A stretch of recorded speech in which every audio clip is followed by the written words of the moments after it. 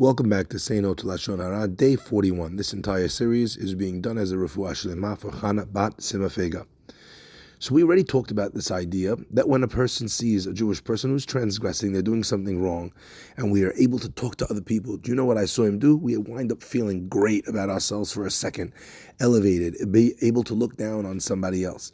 But that's a passing high, and in fact, actually, it's a poisonous high to feel good about ourselves because someone else got knocked down. That actually doesn't last, and it's not the right thing to do.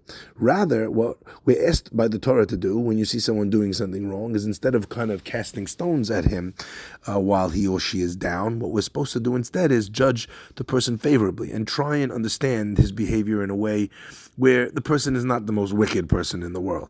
The Chafetz Chaim gives 3 specific ways that a person should look at someone, a regular guy, a regular girl, not a Talmid Chacham, not a especially pious person, but just a run-of-the-mill Jewish man or woman that does something wrong. Generally, they're good people, they do the right thing, but you see someone do something wrong.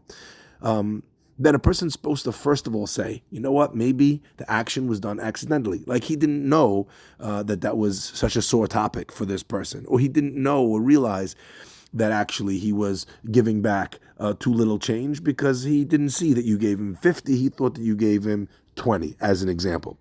The second thing that a person can use, the technique to be able to use to judge favorably, is to say that the person didn't know it was forbidden. So let's say someone did something wrong and he didn't know that was something that you're not allowed to do on Shabbat or on Yom Kippur. He thought that doing that kind of an action in the kitchen is okay so long as you're going to eat it right away, as an example. He mixed up halachot. So the second defense that you could come up with is that the person didn't do it accidentally. He knew what he was doing, but he didn't know that it was forbidden.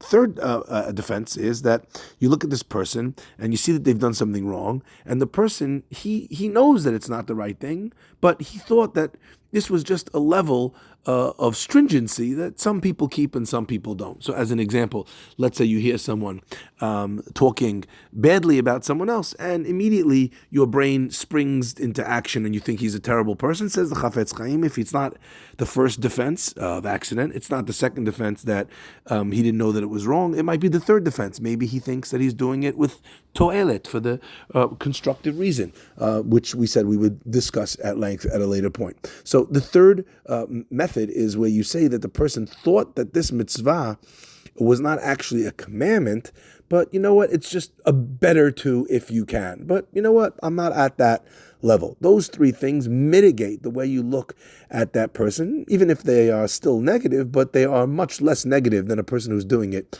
on purpose.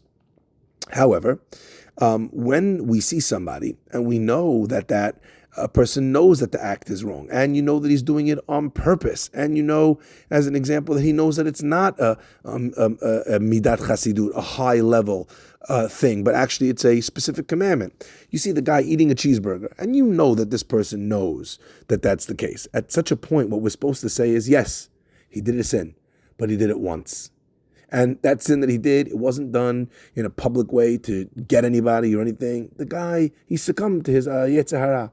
And at that point, what we're supposed to say is that perhaps this one-time slip-up is something that doesn't characterize the person. And maybe he went back home later that night and felt bad about it and did teshuvah. And you know what? The next day when we talk about it, or 2 days later, we talk about it, this guy's already done teshuvah for that one-time action. However, we do have an obligation to approach the person and speak to him about what he's done wrong. Like we've already said numerous times, there's a mitzvah in the Torah called Hocheach Tocheach et Amitecha. A person must give rebuke to somebody when they see them doing something wrong, but velo tisa alav chet.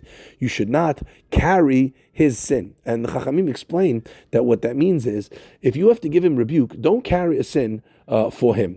What might that sin be? Imagine you embarrass the person by speaking in public without actually speaking to him privately in order to help fix that scenario. So that's the next level of what we are speaking about at this point. Says the Chafetz Chaim, but what happens if we're not dealing with an average person? What if you see the person who's doing this is a Talmid Chacham, it's a Torah scholar, and you see them doing something which seems completely out of character for who they are and what they stand for?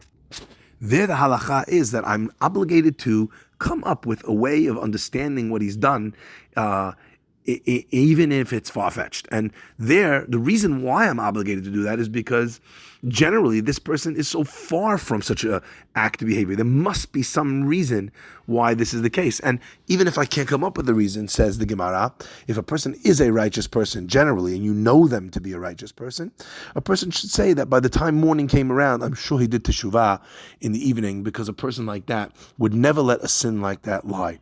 And if it feels like all this judging favorably is very difficult and it's naive, the truth is, all we have to do is look at ourselves, because when we do something wrong, we are so creative in coming up with all different reasons why. Number one, it's not our fault. Number two, we're not such bad people for doing it. You know what? I didn't give tzedakah today. You know why? Because there was too many people.